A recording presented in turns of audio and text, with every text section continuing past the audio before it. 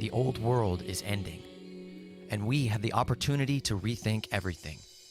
This is a show about the structural problems in our world and the real solutions that we have today to transition from an apocalyptic storm of war, scarcity, and ecological collapse into a collaborative and sustainable futuristic society that serves all life. You may think it's an impossible dream, but the alternative is an inevitable nightmare. We're your hosts, Zachary Marlowe, Matt Holton, and Amanda Smith. And together, when we can move past this economic absurdity to come together and actualize our collective potential to create something completely new, we are Moneyless Society.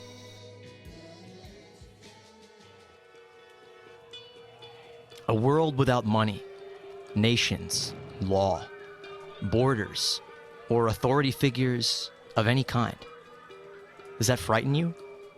Does it evoke images of burning cop cars, rioting, hoarding of resources, bricks crashing through windows, looting, slavery, the will of the tyrant dominating the people in a world on fire? In a word, anarchy.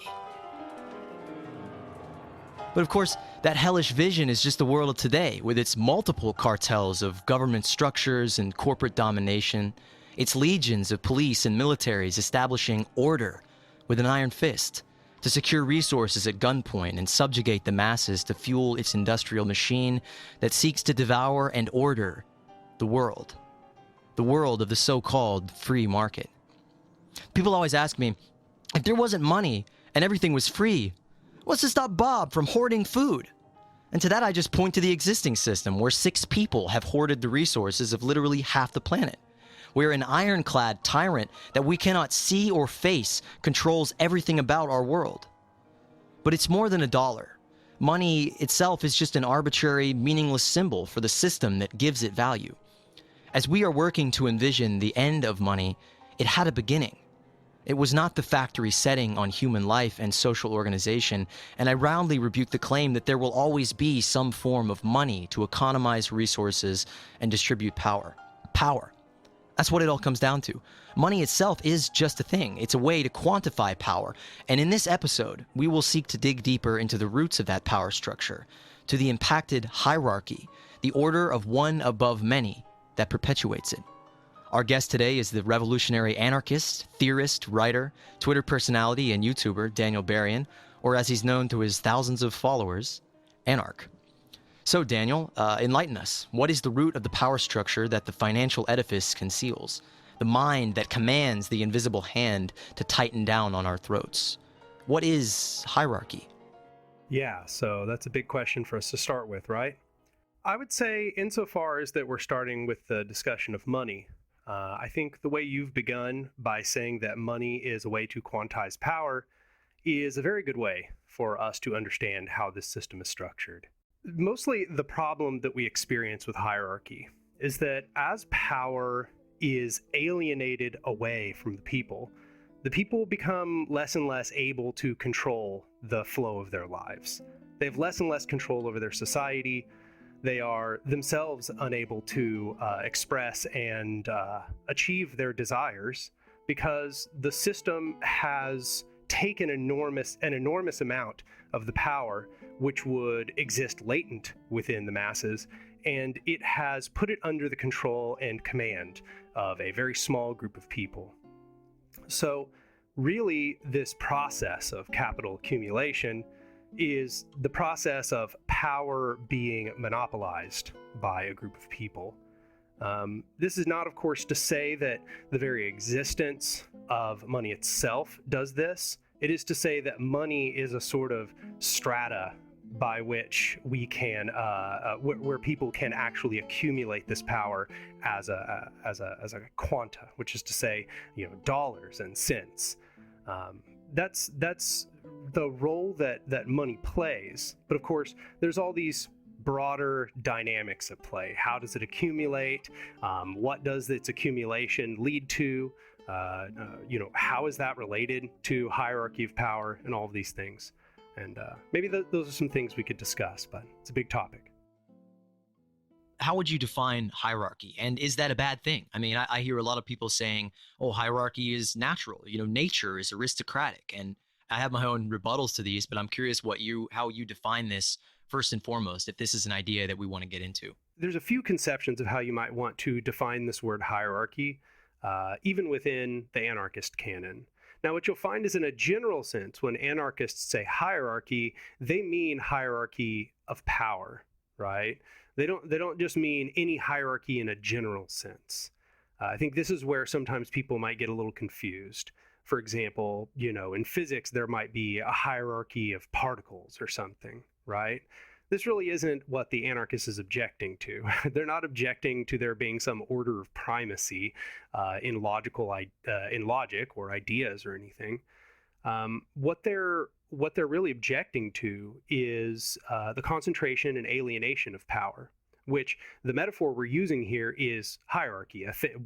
Things ranked one above the other, right? And when we talk about hierarchy of power, we're essentially talking about people monopolizing power. This kind of goes back to this idea we discussed about capital being power. Power largely relies on two things. That is to say, it has an aspect wherein it can compel people to do things, and it has an aspect wherein it prevents people from doing things. You might say that the way capital functions is it prevents people from doing things. That is to say, it allows access to only the people that have it, and to everyone else, they are kept from access. And this sort of, links us back in with the roots of socialist theory, the ownership of the means of production, the owner, who owns the means of production being such an important thing, because they're allowed to gatekeep the natural productive capacities of society. So that this is one coverage, you might say. The other coverage is one such as Bookchin, where Bookchin makes the word hierarchy essentially contain this concept of domination. To Bookchin, hierarchy is a concept that fundamentally involves domination and subjugation. So what he would say to these people who talk about nature being fundamentally or inherently aristocratic, as you said, is that the concept of hierarchy and the concept of domination did not exist until humanity. An animal has no concept of that it is, quote unquote, being dominated because it doesn't have a concept of domination. It doesn't recognize an idea of hierarchy. It simply exists as it is. And even the predator-prey relationships that are taking place in the ecology is not really the hierarchical relations, so much as it is, as Bookchin says, complementary relationships. Which is to say, there is a sort of unity in the diversity of functions within the ecology. There must be predator and prey, not simply because that there must be some domination relationship, but instead because they fulfill roles within the ecology.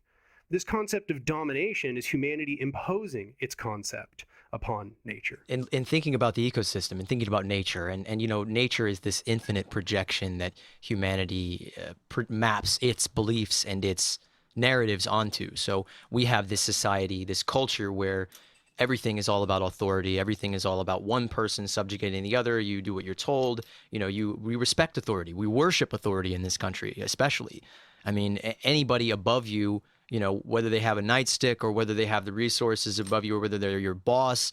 I mean, we are taught from a very, very young age, even in the home, even in the family, that, parental relationships are, ultimate. Our whole society is predicated on this sort of master-slave dynamic. And these impacted notions, even in something like the sciences where there's we trust experts. We defer to the experts. We are at every turn dissuaded from trusting our own intuitive sense, our own understanding. And it's because at this very deep level of the belief that moves our society and organizes it, that there are people who just participate, and then there are people who decide. There are, the smart and the strong and the powerful, the whole survival of the fittest, which is not a term that Darwin coined.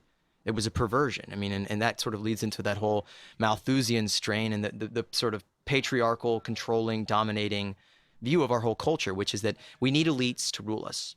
which is not true in the context of nature, which nature, even if there is an apex predator, it doesn't go around the woods making all the other animals pay tribute to it. And it doesn't wipe them out if they don't obey to it, and even an animal that is, literally devouring the corpses of other animals, killing them, taking life from them, it doesn't do it out of enmity or anger or the sense of domination, like you said. It's doing it with an inherent sense of balance. There's an order to it. There's an actual economy in nature. A wolf will not wipe out its whole food supply.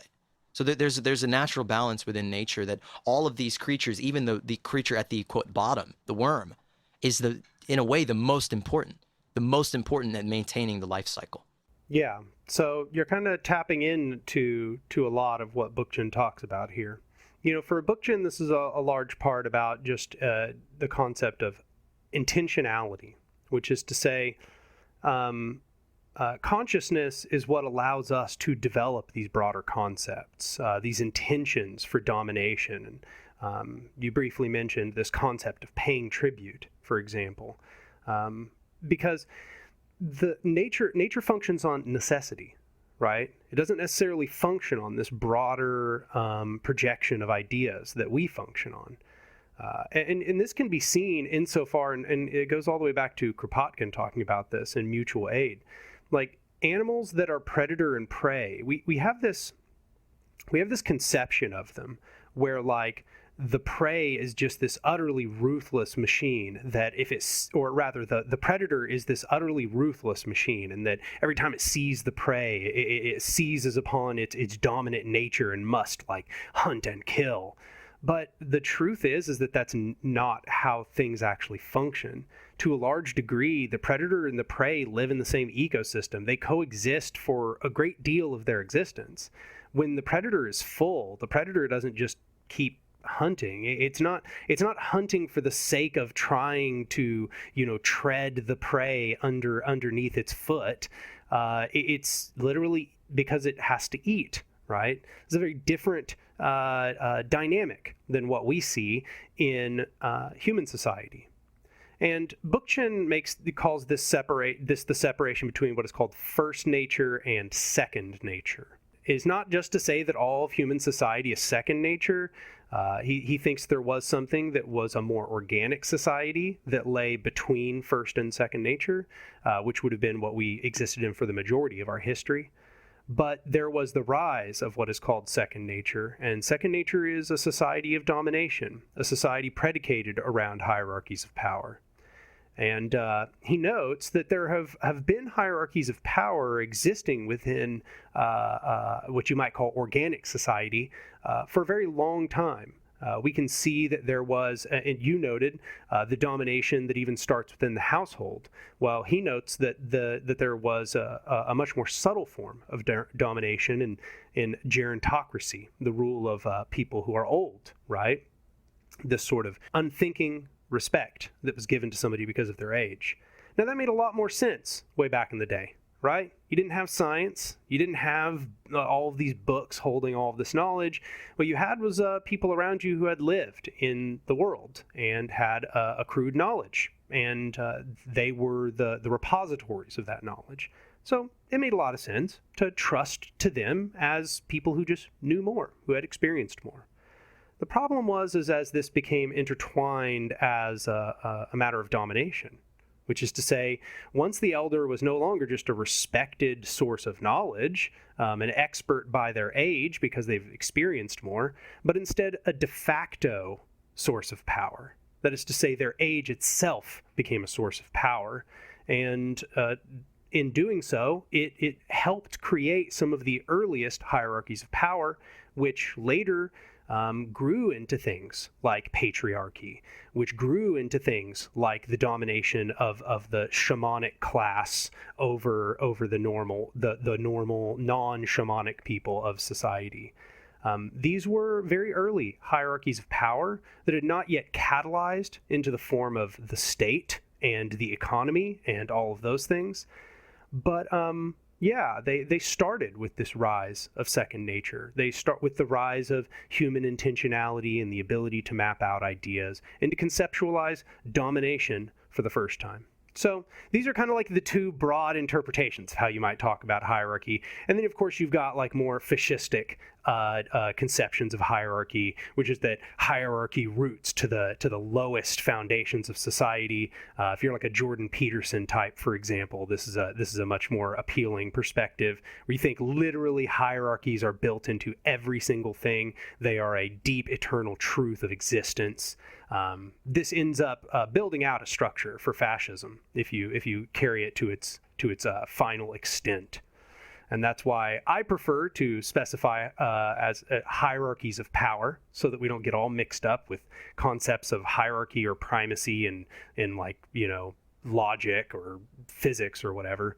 I'm concerned with hierarchies of power. I mean, it looks like you can trace a lot of, these hierarchies that exist today within the structure of capitalism and whatnot, back a long time, essentially, back before capitalism existed, back, through other ages. And you can probably also see patterns of how people took power, through certain mechanisms, whether it be like, maybe the state or armies or religious doctrine or various other mechanisms and things like that. I'm sure there's a lot of things that kind of play out over and over again through certain different time periods and different places, but they also display a lot of the same characteristics and traits, and you can kind of see, this is kind of how a lot of the people took power, essentially. They got hold of certain things, certain mechanisms a lot of the time, and essentially grew from there. And but now in this day and age, of course, we've taken it to a whole nother level with global integration and capitalism and the monetary and banking system and everything else. It's just a monster that's almost out of control now, and it's taken on a life of its own, essentially. But I think it's really interesting to look back and kind of understand the basis of a lot of the stuff too. I'm kind of curious to your background in history a little bit. If you could kind of tell us a little bit more about yourself and how you got into anarchism, essentially, and why you view it as a solution. Like, when I was a kid too, I viewed anarchy as, like rioting in the streets and, just, every man for himself kind of thing. But obviously it's not that. When we talk about anarchism, there's a lot of little nuances and things like that in there that a lot of people might not really understand. I was wondering if we can kind of dive into some of that a little bit too. Like, exactly what is anarchism? Why do you like it? Why do you view it as a solution and things like that? My background as far as politics goes is back in 2011, I got involved in Occupy Wall Street. Previous to that, I would say I was mostly just a liberal, right? I was kind of like a Democratic voter. I was like anti-Iraq war. The problems that were obvious to me, right? And I could see from a very young age that something about society was built wrong. Okay, like I could tell something was fundamentally wrong about its foundations. But I couldn't really articulate them very well until I got into Occupy. And during Occupy, my political education really began. I learned about a lot of different perspectives there. I first started reading, for example, Chomsky and Zen during these days. I was telling you earlier before the show that I also encountered the very early Zeitgeist movement and the Venus Project and stuff, which were like precursors to this way back then, right? And that stuff was all very informative to me, but I think it wasn't until I actually started a mixture of two things, both engaging and reading anarchist theory, but also repeatedly watching it play out as a fact of reality in front of me. Every time I would learn more about what anarchism would say, and then I would continue organizing, and I would continue seeing the results of organizing, and I would continue studying history and seeing history play out in front of me, it just became more and more obvious that anarchism was the only framework in hand that was giving me an understanding of these events, allowing me to predict and operate within them. Every other ideology I was looking into was breaking down. It was having some serious problems. It was not aging well into the modern era. Whereas anarchism, as I read about it, just seemed incredibly robust. It just seemed as if it was built as this incredibly, consistent vehicle for understanding power relations in every conceivable kind of society. And I found that very valuable. I feel like every person that I've ever met who has dabbled in this dark art of anarchy or or whatever has their own definition. And I think Chomsky said something like it's democracy taken seriously. I think that's a very good one. I think in our introductory talk, I kind of articulated what that is for me. Is it's more of a discipline than anything. It's something that I equate to like Zen or like the Wu Wei. It's like it's the way of being effortlessly. It's less an ideology than it is like a crowbar and a tool set to dismantle ideology from clinging to you. It's this discipline that allows you to sort of always be limber and always be examining yourself and the ways that power affects you, the ways that these structures of power are inherent. They are, in a way, baked into either our cultural conditioning or in some deeper ways into our neurological makeup, that these alienating, abstract forms of power and structure that we have created or adapted to out of, conditions of extreme scarcity or whatever it was that, shifted us from first to second nature, as Bookchin said, that destabilizing incident that made us off kilter, that made us off balance, that made these dehumanizing and destabilizing weights of power and domination and assertion, and that all come from insecurity, form in us. So I think it's all about like being limber, being loose and like water, and constantly examining yourself. It's a lens more than anything. It's a lens to study human relationships, human social dynamics, and to make sure that we understand that power affects us all like a drug. It affects us all in a malignant way, and we can't resist it.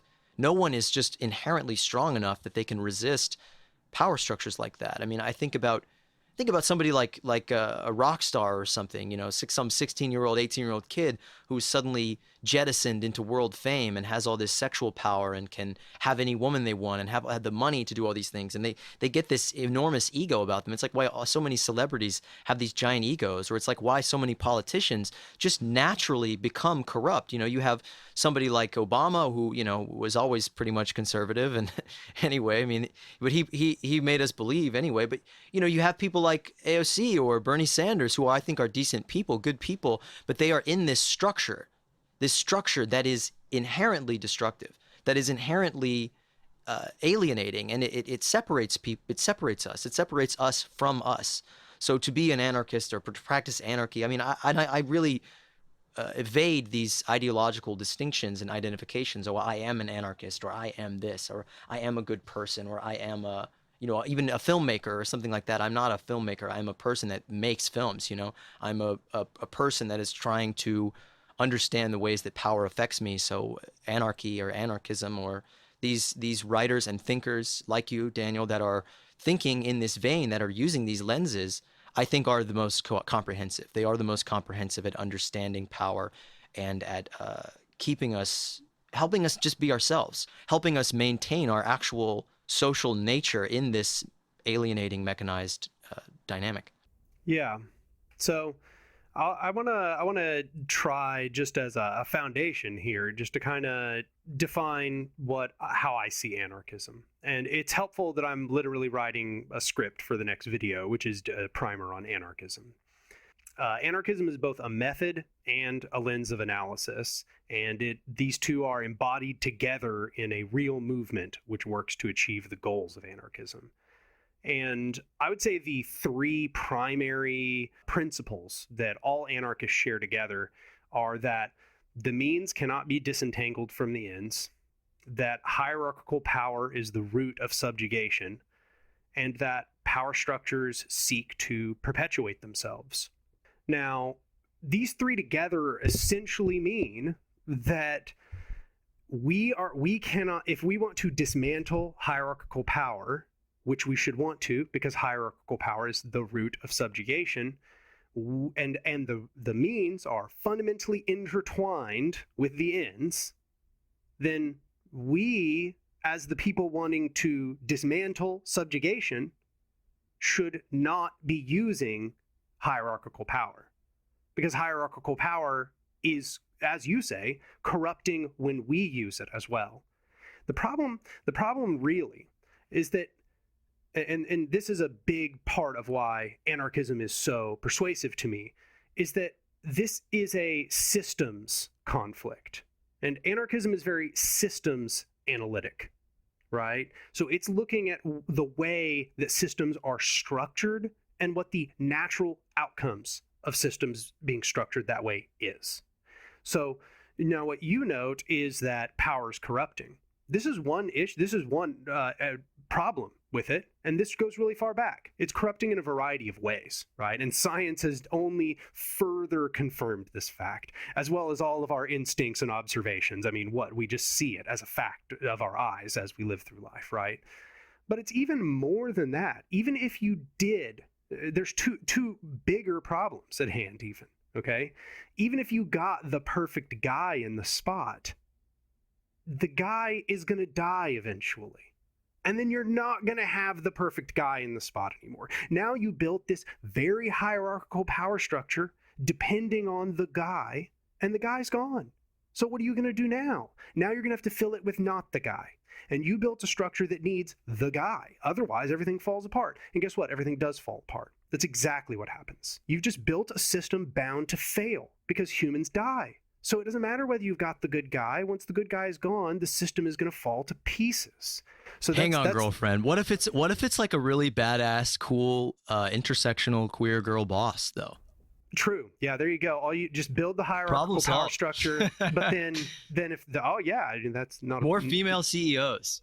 That'll fix the problem. What we need is more trans drone pilots, I think. But like we're quick to interject there. I think Amanda had a point there. We gotta help Amanda get in the ring here from time to time. She's too polite for her own good. She's the politest bomb flinging anarchist I've ever met. The fact that you're so, it's that Southern etiquette. I can't get rid of it no matter how hard I try. But no, I don't want to cut off Daniel, but he's doing such a wonderful job of articulating the fact that all of these systems are, of course, like houses of cards. And more so than ever, especially in my lifetime, they seem to be teetering on the edge of collapse. I mean, for goodness sakes, it looks like society is literally collapsing around us. We've got power cables in Texas melting, people dying when it's too cold. We've got condo buildings collapsing in on themselves. The infrastructure that was built on capital is crumbling right before us. And yet we're still just having these discussions, and I just get really frustrated because I'm very impatient. Redundancy is not my friend. How many more years and how many more ways can we say what's going on? Here's the evidence. Let's do something about it. But on that note, I do have a burning question. And you being such a well-read, well-rounded anarchist, Daniel, I kind of want to point my perspective of anarchy towards you and get your feedback on it. Basically, someone asked me not long ago, what do you think anarchy is? What is it to you? Why do you believe in it, so to speak? Why do you, endorse it? A post-scarcity anarchy vision is what I most closely relate to. And it's because in that world per se, what I see is a society that's relevantly educated in how to live, where our autonomy and our sovereignty is ours. It doesn't belong to the artificial hierarchy who have conditioned us to live according to their arbitrary constructs.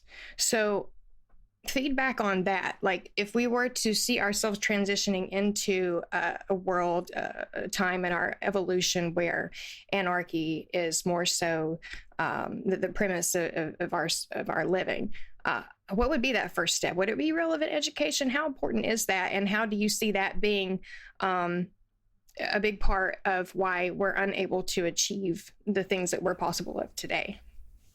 Yeah, well, I'd like to say I actually agree to a large degree with why you think that anarchy is preferable. That is to say, it's a society wherein the people are actually able to autonomously and under conditions of solidarity come together and decide how their society will be structured themselves, not by arbitrary hierarchical power structures. But insofar as the transition from here to there, that is another matter entirely. It's a very difficult question to answer, and many answers have been offered.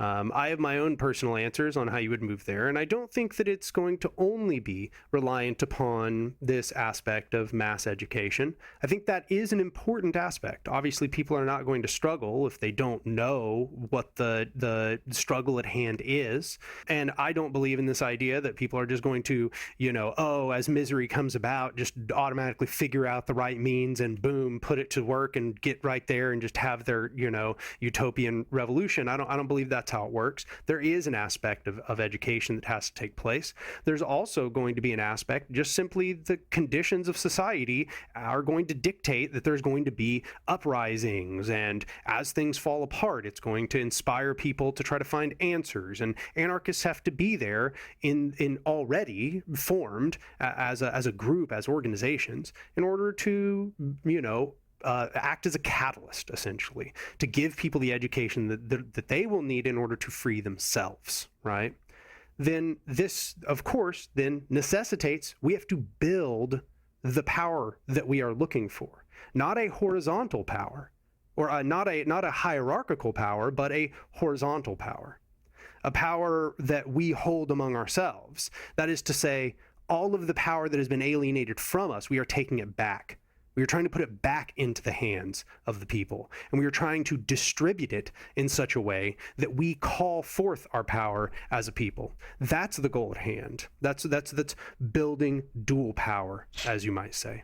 So I believe this is all part of the picture, right? All of that has to be involved in the picture. And that's where most people draw the line. They're like, oh, yes, I understand that we should be able to take our power back. Even people who claim to be, Republicans or Democrats or whatever, political party or ism that they want to associate themselves with. Most people get to that point of the definition of anarchism and the transition, and they go, oh, well, I don't want to see that happen. That sounds violent. That sounds, that's intimidating. That sounds, like a revolution, like a bloody, fiery revolution will have to take place before we can do that. And then you have that Hollywood definition. It takes over, and people just shut down and they don't want to hear anything else you have to say, basically. What do you say to that, the fact that Hollywood has conditioned society to believe that people not being governed will result in situations that are undesirable, when in fact we live in a reality now that's extremely undesirable and unsustainable and irrational and all that jazz? Well, I'll say answering this question is involved in sort of part of the discussion we had almost brought up there, which is that this process is not only one of people being coerced by power through force, through threat of violence. A large part of it is this hierarchical realism that was discussed earlier, which is to say there is a complex of justifying philosophies for this society that are in operation in order to keep people under control, but also more than that, to assume that them being under control, them being dominated, is a good. Not that it just is, but that it should be. I think the most profound and simple way of expressing that, and this is a term that when we talked on the phone. First of all, I just hit Daniel up on Twitter, and he was like, totally, let's do it. Let's talk. And we just talked and just dove right into it. It was just like, there wasn't like, hey, how you doing? It was just like, so anyway, the nature of hierarchy is thus, it was like this idea that I have been distilling for years now. And I conceive it as the cycle, and it's the cycle of violence, the cycle of abuse. I think the simplest way is to bring it back to the family of, my parents hit me and I turned out just fine. So I'm going to hit my kids. And it normalizes it. And it's a cycle of what is ultimately violence. And it's a culture that is coercive toward violence, that makes violence a net good, that makes people think that this is what things should be, that we are, as a people, oppressed, abused.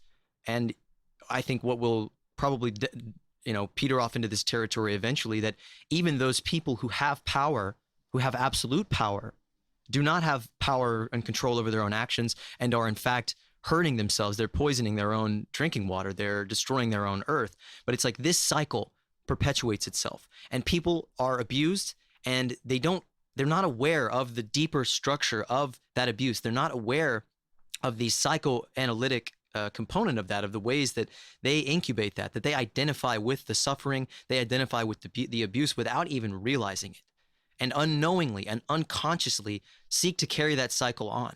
That's metaphysics, it's belief is stacked. Like I think about it as like little pebbles being put onto two sides of a scale, and it's like to talk about intentionality, or the intentionality of our existence, that we are putting our intentions into a violent cycle. And it's by saying and constantly reaffirming that, oh, life exists on violence. Death and destruction and abuse and power are inevitable and inherent, and they are a part of who we are. They are who we are. When in reality, we can break these cycles. We can cleanse them. We can reclaim our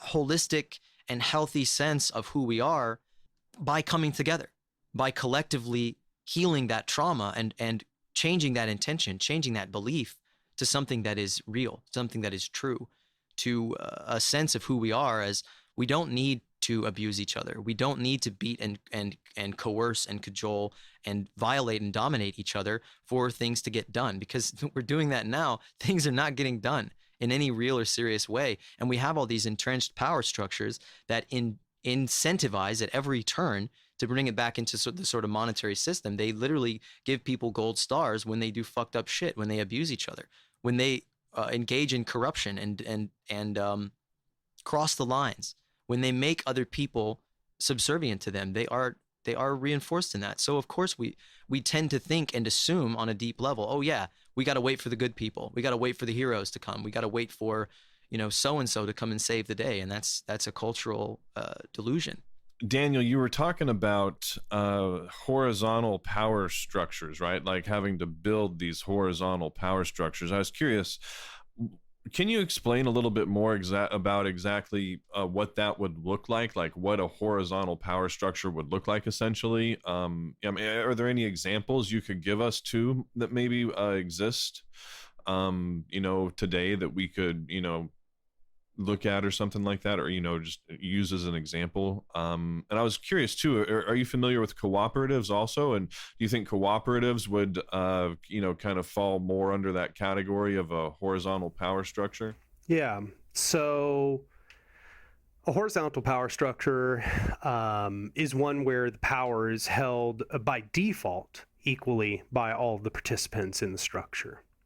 Now, they may delegate some amount of that power, but that has to be done entirely upon their consent. So I guess I'll start by saying, in a general sense, horizontal power structures function on a method called consensus, which is to say where you're actually trying to get complete agreement from the group. Some people say it's a democratic structure. Some people don't like calling it a democratic structure. For me, I don't really care what you call it. I'm more concerned with the process. And the process is trying to get unanimous agreement. That's one aspect of it. Sorry for interrupting too, but I've heard from some people too that just tends to be almost impossible, or something really difficult to achieve too, just like unanimous consensus. Depends on your group. Do you hear that? Do you hear that objection a lot of the time? It depends on your group. Peter Joseph was talking about kind of a blanket democracy the other day in this lecture. And he was saying democracy can mean 50 white people lynching one black person. That is a form of consensus. That is a form of democracy, where a group of people who are not educated on how to live together are able to exact these hierarchies. Like they can choose a hierarchy. Like it's interesting. I've been doing a lot of work in Appalachia and working with a lot of rural people, and I just kind of hang out with and engage with rural people more in general than in urban people. And I have a real love of those people, of those groups of people, especially the ones who really just seek to get as far away from Babylon, from the cities as they can, and from those authoritarian power structures, that they don't like the government and they don't like the corporations. They call themselves conservatives or they call themselves libertarians because they just don't really have the understanding to know really what they are, and what they are striving for is anarchy, is autonomy and self-governance. But that is an interesting thing. I experience that sort of qualm a lot, that it's like, if people are autonomous, without some sort of central guiding principle, specifically of sustainability or of racial equity or things like that what is to keep people, and I'm sorry if I derailed your point, Matt. I'm My brain is unspooling itself with questions right now. What is to keep horizontal power structures that are organized along, false solidarity like racism, or that want to say all the coal miners in Appalachia wanted to say, okay, fuck y'all, we're going to start mining coal again. We're going to go, burn fossil fuels more. We're going to do all of this stuff that is inherently destructive. What is to keep that general principle of interconnectedness, interdependence, and sustainability intact? I mean, the primary answer to the question is Confederation. That is to say, everybody is part of these confederated council structures. So using the example of 50 white people lynching one black person, in a society that is actually organized anarchistically, that black person is in the same council with those 50 people. And insofar as that the actual mechanics of democratic decision are what is forming the way that things move forward, that black person just says, no, I don't want to be lynched. I mean, they're part of the council as well, right? Like it's consensus. You have to have complete unanimity. So insofar as the council is what's motivating that decision, a council of that area would not be able to do that because the black person would simply say, no, I don't want to be lynched in the council. Ta-da, no consensus. The council doesn't make that decision. However, if you're just talking about like the actual, people carrying out that decision, well, of course, yeah, that could be a problem. But I might add, it's a problem in our society and has already been a problem in a society that supposes that it has answers. And I could get off into more complicated answers to that question. But I also want to get at your other comment about many people professing these fundamental values that appear to be the values of anarchism.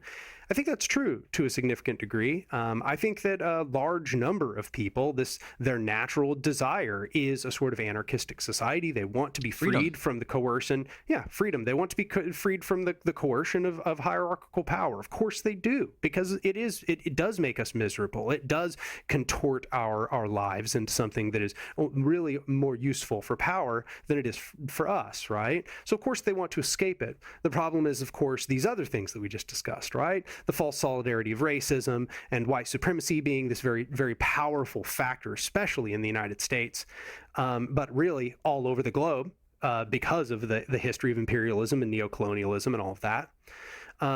But these are problems that have to be dealt with. Anarchism does indeed have to countervail these broader hierarchical notions of society, these ideas that I call justifying philosophies, which is to say they are justifications for hierarchical power. And they go really far back. Gerontocracy was one of the first justifying philosophies. And then you got, the rise of the shamanic class being a justifying philosophy, and so on and so on. You've got lots of these. We totally have a gerontocracy today. I mean, it's just crazy to think that somebody like Nancy Pelosi has had essentially the same position of power since I was born. She's had that power my entire life. I mean, she can barely string sentences together. I mean, it's like Biden's brain is melting in real time, but he is so entrenched in the power structure, and it's not even at the point where he's like, oh, he knows how to game the system. He knows how everything works. He knows where the toilet is in the White House. It's like, no, he's just like paid his dues into this power structure that people feed emptily into these puppet-like forms of power, that power itself is a puppet for itself. It's like you were talking about this in one of your videos. I was listening, I was kind of brushing up before this episode, that people become living capital. They become capital. They become receptive. Jeff Bezos is Amazon. These billionaires are the embodiment of capital. They are personalized. They are corporate personhood gone mad, where there actually is a corporeal form attached to it in this twisted, false theology.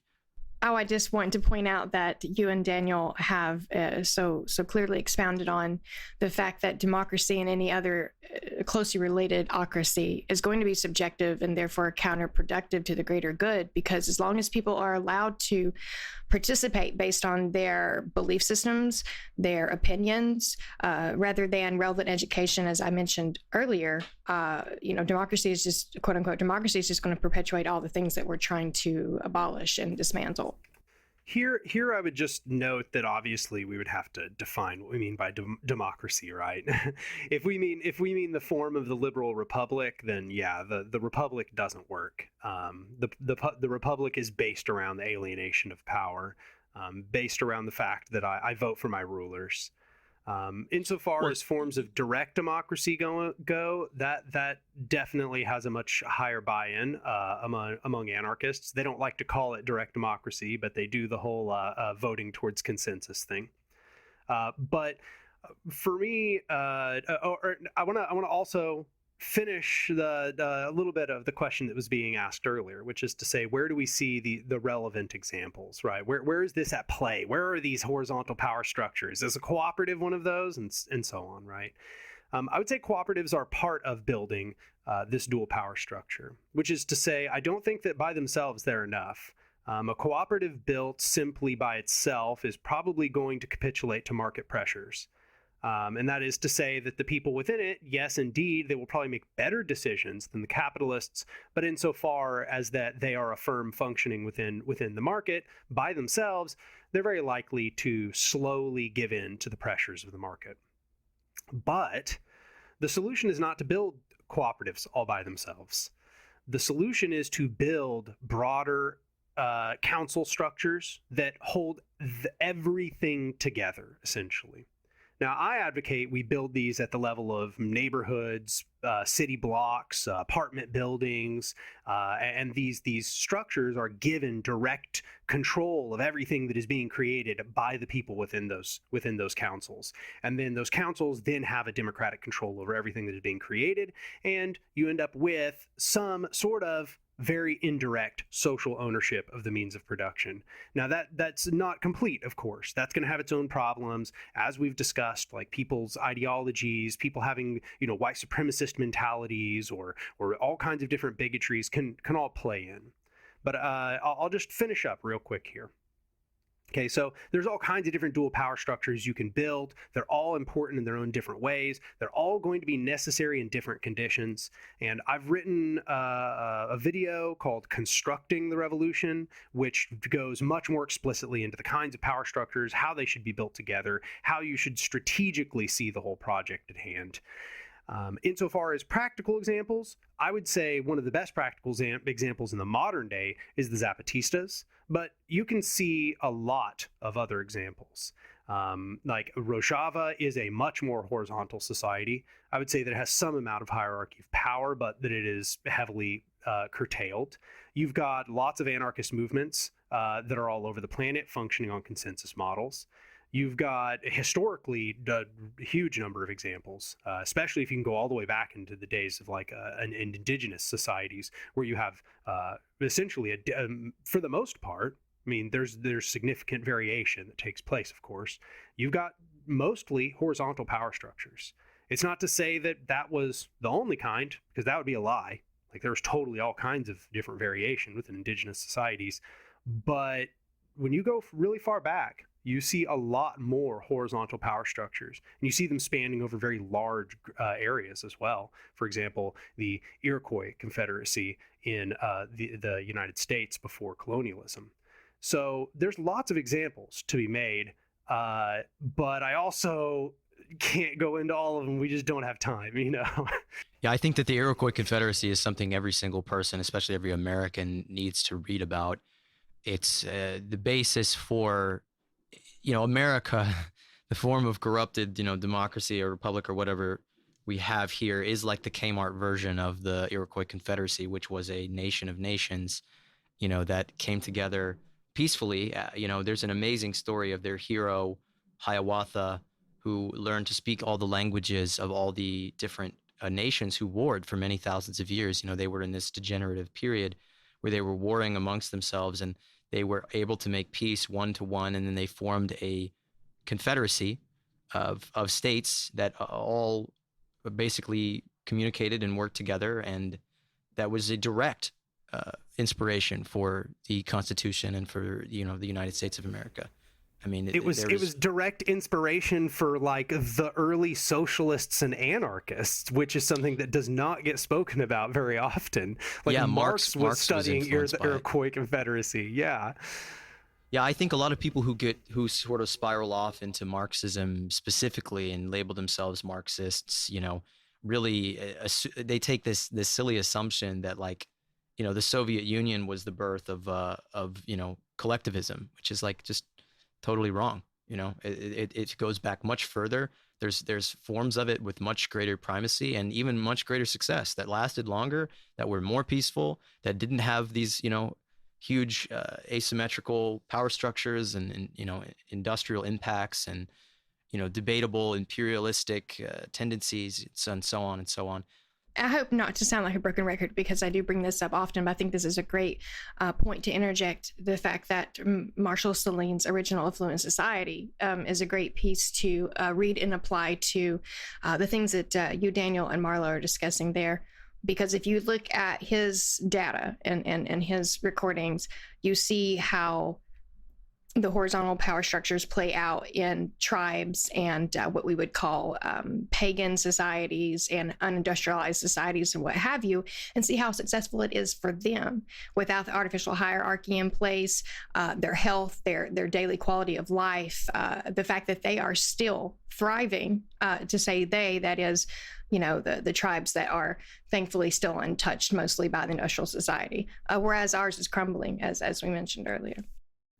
So I have a question for Matt and Amanda, and that's sort of about the conceptions of democracy and of rule of sort of not law necessarily, but the overall design or designers of society in proposed models for a resource-based economy like the Venus Project. Like Jacques Fresco has some really interesting things to say about democracy, and I'm still very much a student of these systems and lenses of viewing our revolutionary potential or our potential new model for society. So I'd like to sort of shift gears into that and sort of look at the Venus Project and other models like that, resource-based economies, which I think are very much run tandem to, I'm sure just about any anarchist you speak to, honestly, any communist you speak to, anybody who is broadly pushing for a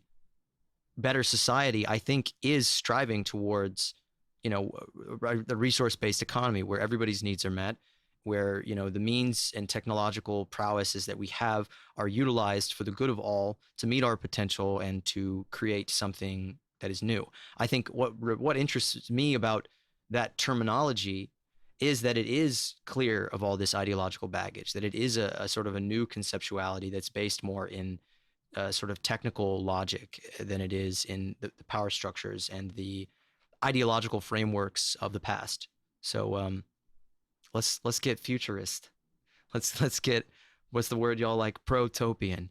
Yes, protopian. Well, it's important to point out a couple of nuances when you're trying to relate resource-based economy, and especially the Venus Project's aims and proposals, to something like anarchy or communism or anything else like that. I still shudder when I put the Venus Project and anarchy in the same sentence, just because, being a volunteer for the Venus Project, I don't want to smear their campaign. And unfortunately, as we all know, the Hollywood version of anarchy is what people are most familiar with. And so that is why I try not to put them in the same sentence. But truth be told, they are very similar in aims and proposals. As we know, the post-scarcity anarchist view would be something along the lines of a society in which there is abundance, everyone's needs are met. But I think it's based, and I'm not a scholar on this subject or on this faction of anarchy at all, but I think it's mostly based on the belief or the striving for just the fact that power structures wouldn't have control over resources anymore, and so therefore inherently there would be enough to go around. There wouldn't be like engineered scarcity in our way. There wouldn't be paywalls in our way, basically.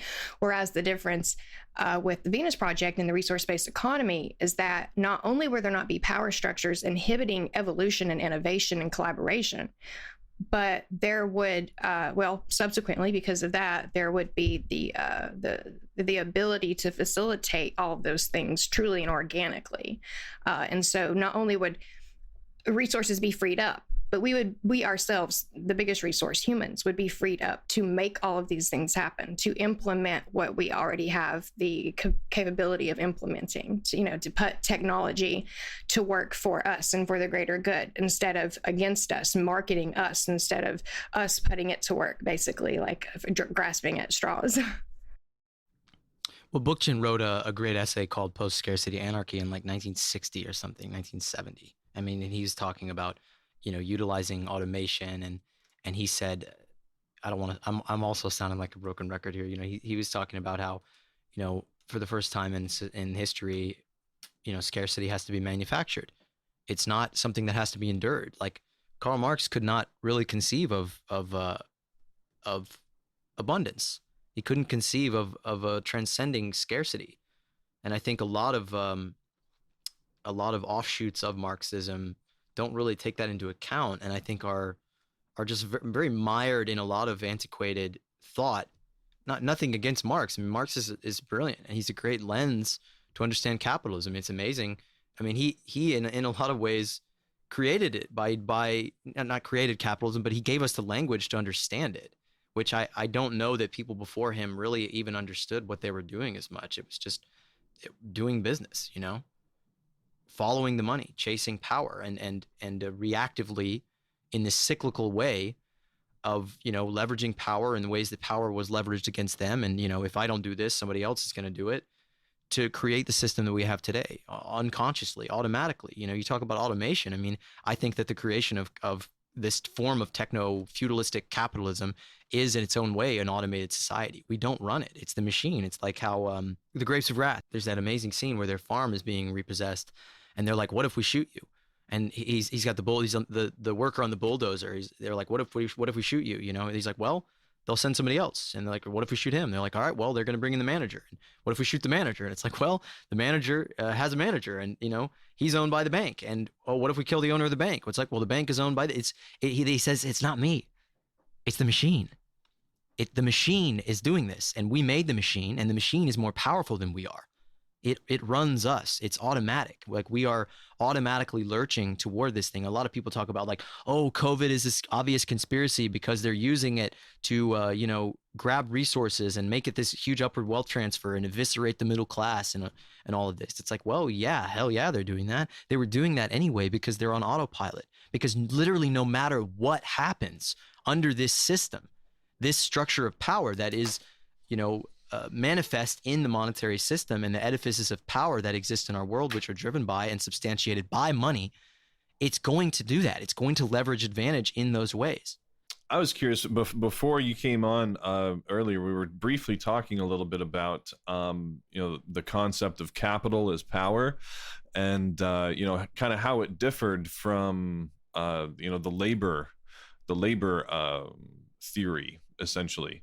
I kind of wanted to circle back around to that and talk a little bit about that, but it's kind of brings up an interesting point too, and it kind of makes sense with essentially so much being automated now, because the automation is capital essentially. And I like to come back to a Stephen Hawking quote that I use a lot. It's we could have a dystopia or a utopia just depending on who owns the capital, essentially, on who owns the automation, the machines, right?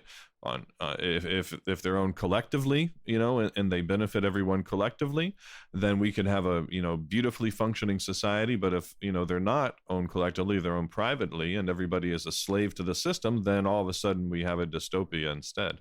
And I just kind of also wanted to go to the point too. I think a lot of the functionality of any type of future, say moneyless society or anarchist society, will be like algorithmic. It'll essentially be in the computer programming a lot of the time for the functionality of what gets produced and when and what goods are provided to people, just based on a needs / sustainability basis. There'll be computer programs that help us figure out where to allocate the resources, where they're needed, how much of things are going to be produced and when. And essentially that'll be a large part of kind of the democracy of a moneyless society. I think in the future you'll get these mechanisms in place to where they'll be able to be decided kind of collectively, and then essentially these automated mechanisms will be able to create a lot of the production without a human intervention. That's kind of where it goes eventually, I think. Anyway, I probably just covered way too much there. It's hard to answer that, right? It's hard to answer that. I know, right? Yeah. So anyway, back to the whole capitalist power thing. I think that's what we were kind of circling back around to eventually. I know both Amanda and Marlo have things to add to that too. But go ahead, give me your thoughts. So Take it as an unstated premise that I have something to add to that, no matter what it is.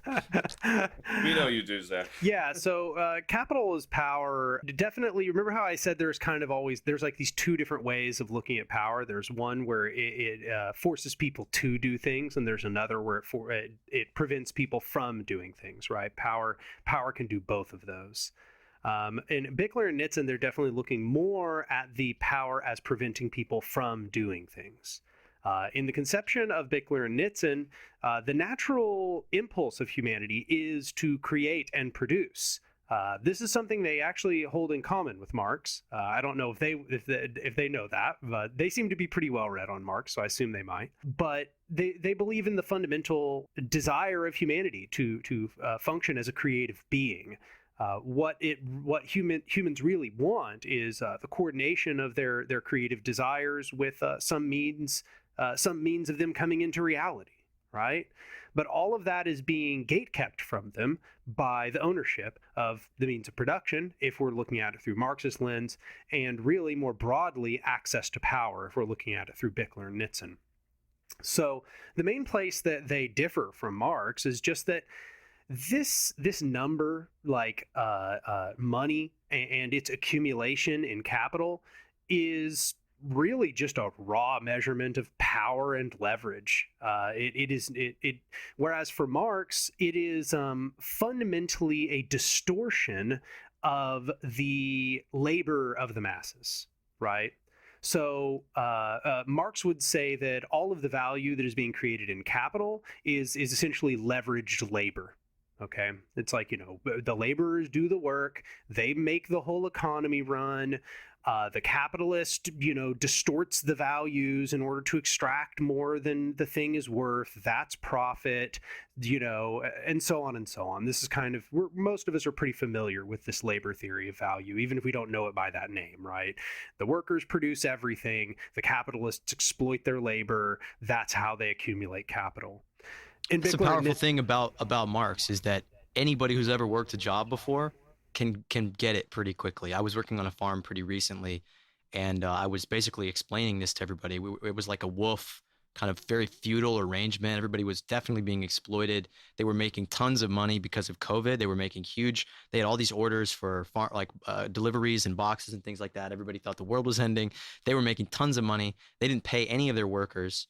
The one worker they paid, or the two workers they paid, were paid less than, they were paid like $3 an hour or something. And I was just telling everybody there, like, they need you way more than you need them. If you stop working, their whole shit collapses. If they stop working, what? Everybody like gets it. Already is. Hashtag general strike. Yeah. There you go. Well, that is a. I mean, any moment to express the need for general strikes and for labor as one of our greatest connective points. Who hates the system more than the worker? Or who should hate the system, even though we have so many people who lick the boots of their masters, and these temporarily inconvenienced millionaires who want to be their boss, who want to be Jeff Bezos, and will lick his boots because they think that they are going to be there someday, even though it's never ever going to happen, and they're closer to being homeless than they are to being a billionaire who the government pays $10 billion to go to space on his own whim with his fucking brother. Like they're going out bird dogging chicks or something. It's just hideous. But yeah, I mean, that's one of the greatest points of leveraging and organizing, and labor is power, truly. And I think another point to kind of tack on to that of why anarchism, I think, is something that has legs, has the power to organize everybody, is that everybody wants to be free. And I think when we can reaffirm to people, all people, that they have the intelligence, that they have the capacity to rule themselves, to not rule, to live themselves, to function together in a symbiotic way, to, carve their own destiny, and by their own intentions, create their society, create the world that we live in. I think that is one of the most empowering things in the world, much more empowering than saying, okay, this very small group of people, we're the revolutionary vanguard, and you're going to put your faith in us, and then we're going to seize power, and then, oh, I swear, we'll give power to everybody when that happens, which never fucking happens, because power is self-perpetuating. And anybody who doesn't understand that is foolish. And in their own way is unconsciously driven by that cycle where they seek revenge. They seek abuse. They seek to keep the wheels going. They keep, even if they changed and dismantled the deeper structure, they would still keep that power structure going, even if there was no money. And there were still these subtle abuses of power in the home, in the workplace, in relationships. So long as that hierarchy and specifically the deprivation of need, I have power over you. That's what rules the world. That's what makes the world go wrong. So long as that exists in any form, we're not there. We're not there yet. And we have to keep analyzing ourselves. We have to keep scrutinizing those power structures. That was a long tangent. Yeah, no, but I agree with you. I mean, that's 100% the drive of anarchism, to reduce the hierarchies of power eternally. Whatever new one arises, reduce that one too. Just it's an eternal struggle towards that state.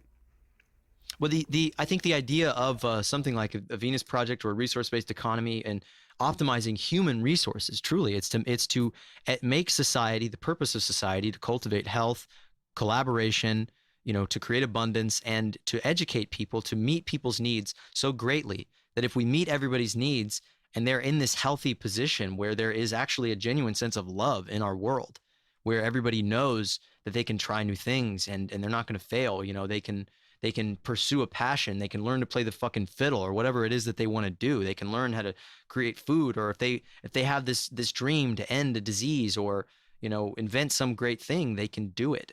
And society itself is a mechanism of the sharing of skills and education and the means for people, the means of the production of ideas and innovations. That's the purpose of society, is to make it so that every person is educated to the point where they are the master of their own potential. That's a great world. That's a fucking world I want to live in. I don't want to live in a world where the God King or the philosopher king rules over me. I don't want that. I don't care. I don't care if I have health care. I don't want to be ruled. I'm free. I live my life totally free. Honestly, I really do. And I don't let money stand in the way of that. I don't let anybody tell me what to do if I don't want to. And I want everybody to experience that. Works for me. I think, I'm not a parasite. I really strive to give back always and to grow and learn. And I think this works for me, and that's my personal experience. And I know it can work for everyone. I know that even the dumbest, most violent, angry, abusive person, if they're put into the right circumstances, they're put into the right community, all that shit can be nurtured out of them. Yeah, I just wanted to briefly marry what Matthew is saying about the algorithms and how it comes down to who has the power. The fact that we can use algorithms to market globally and also become marketable ourselves, market the consumer, that's like a lot to wrap your head around. Like that's a lot of power. And the fact that we have the ability to do that, and it's being used to perpetuate a materialized society, a material-oriented society, rather than responsibly manage resources. I think that just speaks volumes to the fact, if not just completely settles the argument as to the fact that people that are in power are not there to help anybody. They're just there to perpetuate their own status. I would add to that the system is built to perpetuate that. This is what I meant earlier when I was saying the anarchism is often a very systems analytic approach, but I'm a more systems analytic sort of person than normal. And the way I look at it is that, Daniel. Good. I'm glad somebody finds that appealing. But the way I look at it is it's one big unified power machine. Okay. And a machine is built with the need for specific components. Every component is gauged to the next component that it is in contact with, right? If two gears are turning with one another and one turns a little too fast or a little too slow, the machine doesn't function, okay? The gear has to turn at a certain rate. It must be reliable. The system desires reliability from all of its components. And therefore, it doesn't matter who sits in any of the seats of power. None of that matters. Right? It's observable. Look at the system as it's unfolding before you. Just recognize that there's like some tiny variance in the rate that the gear can spin, but the gear carries out its purpose one way or the other. The machine has its own momentum. It has its own end that it is moving towards, and that is the perpetuation of further power, right? That is the consolidation of its power. That is the elimination of opposition and conflict, and the absorption of all of that conflict into furthering the system. So like earlier when you mentioned that people are like, oh, COVID's clearly got to be some kind of conspiracy, and like that's what's real. It's not a conspiracy. It's that the machine is built to absorb conflicts. It is built when the conflict arises, it just goes, oh yeah, I can exploit that, right? Any conflict can be exploited. It is built as a recuperation machine. Its purpose is co-option and the usage of conflict in order to further its power. It has been built around that central premise. So of course it's going to do all of these things when COVID arises. That's what it's going to do no matter what situation arises. It's just going to be better at exploiting certain ones. Back to the idea of intentionality, that is the intention of our society. Deeper than the structure, it is the intention that drives it. And it is an intention that is latent and unquestioned, unexamined psychologically, as a symptom of an abusive structure. And there is no better materialization of the intentions that drive our world toward profiting off conflict than the social media algorithms, because they literally confront you with what they know is going to piss you off. They know it. They know what you don't like. They know what you do like. Or entice you. Entice you with something that you can't have. So we've heard the term dog eat dog world. I think a more accurate term would be we live in an exploit or be exploited world. It's really down to that. Every single aspect of our lives, we're either being exploited or having to exploit someone to experience life, to just survive. Like thriving's out the window. Like I don't even remember the last time I heard anyone say how much they're enjoying life. It's all about I'm having a blast. How much can I allow myself to be exploited, and how much can I exploit this person over here? This is all white noise to the four of us. We all know this very well. But again, I like to be sure that we make these most common, bottom rung terms very visible and put them out there so people that are still just introducing themselves to these concepts don't feel so alienated, and they're like, yeah, that sounds familiar, I resonate with that, I think that's what I've been grasping at, I think that's what my gut's been telling me. I mentioned how the machine is built. He mentioned the intentionality underlying it.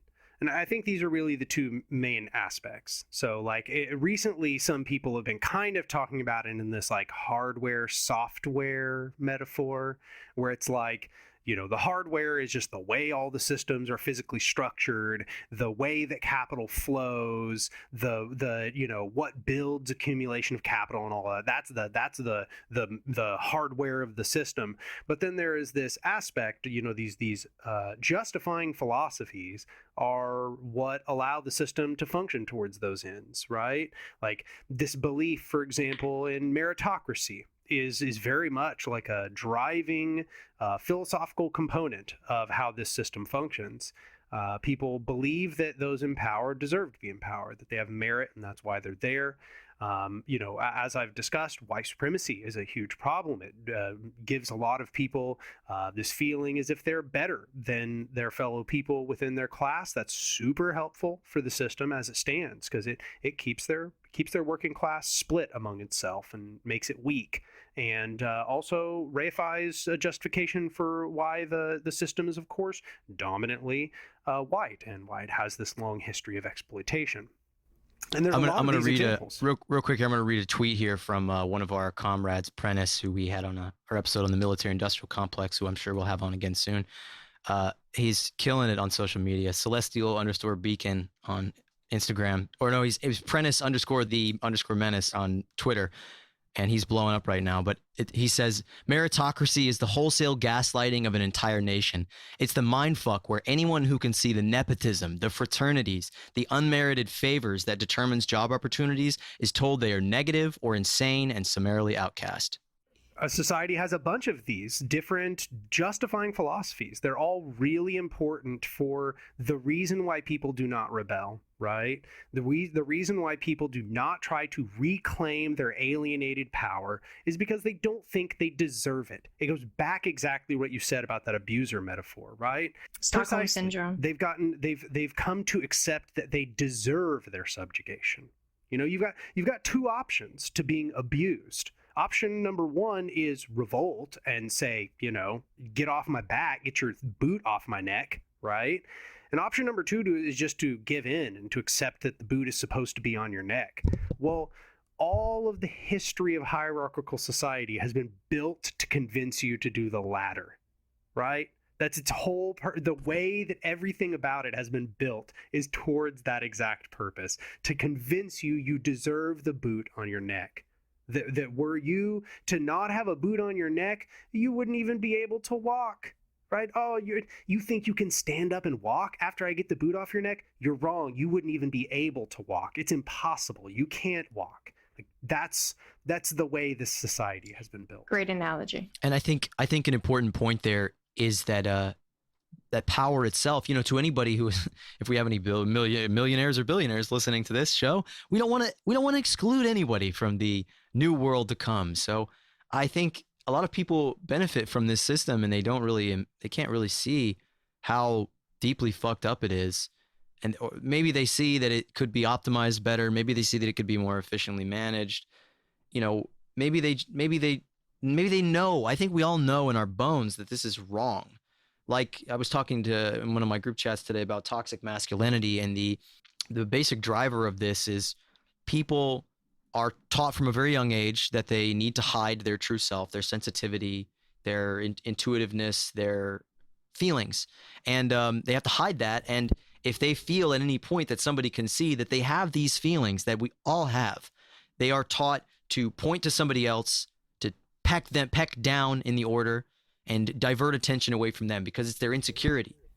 And these people, these powerful people who have gotten to the top of the pecking order through this mechanism of power and always pecking down and bullying, and, you know, Trump is a great example of this. He's just a classic schoolyard bully. That these people are victims of their own power because you can kind of see it in their eyes. You know, they're watery. They're kind of looking around all the time. Like they know they've done fucked up shit. Even unconsciously, they know they've done fucked up things to get where they are. You know, not all people in power. Well, yes, all people who engage in the power structure engage in corruption and duplicity and exploitation in some way because they have to, because that's the structure of the system. It's not that these people are failed individuals, though I think we all do have agency and need to be accountable for our actions again and again and again. But these people who are powerful, they are malignantly affected by their power. It is corrosive.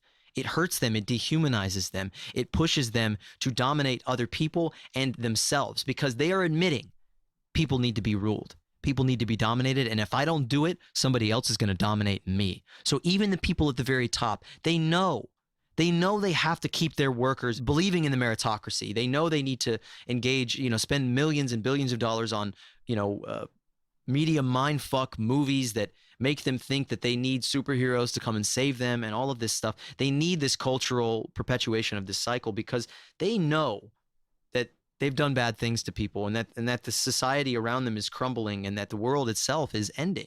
Even if they're not aware of it, they are on autopilot. They are automatically driven by the cycles of that abusiveness in them. And really for them to recognize the inherent potentiality of all human beings, of all human life, and that sacredness, that interconnectedness that we all have, is for them to liberate themselves from these power structures, to say that I don't have to abuse, I don't have to, you know, I don't have to live like this. And it's like if we can genuinely get to this point of true connection, true communication among all peoples, then that is a revolution, truly. It doesn't necessitate a violent seizure of power because so many revolutionary movements just seek to seize power. They just want to seize back that power so that they're in power. Oh, now the working class is in power. But that's not addressing the fundamental structure of the cycle of power and the abuse that's baked into it. Yeah, I agree with you 100%. That's the critique that goes all the way back to the late 1800s for the anarchists. That's what they've been saying to statists for a very long time. They're like, guys, this is not a revenge plot. Like, this is not just a way for you to like get back at the previous society. Like, this is not, you shouldn't be just trying to seize all of the structure of power as it stands now and then hope to turn it back on the people who wronged you. The point is, you have to abolish the structure that brought this into place. You have to abolish the very relations that allowed these abuses, this exploitation, this alienation of power of the masses to happen to begin with. In the only way, there's only one way to do that, and that is to unalienate the power. It is to give the power back to its root. It is to bring the power back to its root and to allow those who actually hold the fundamental creative impulse of society to actually organize their society as they please, to their whims. Daniel, we're going to go ahead and start wrapping it up here. As a final thought, I was wondering if there's any like call to action or anything that you would like to see our listeners do, or if there's anybody out there that says, I want to take part in this movement, what would you suggest things that they could do?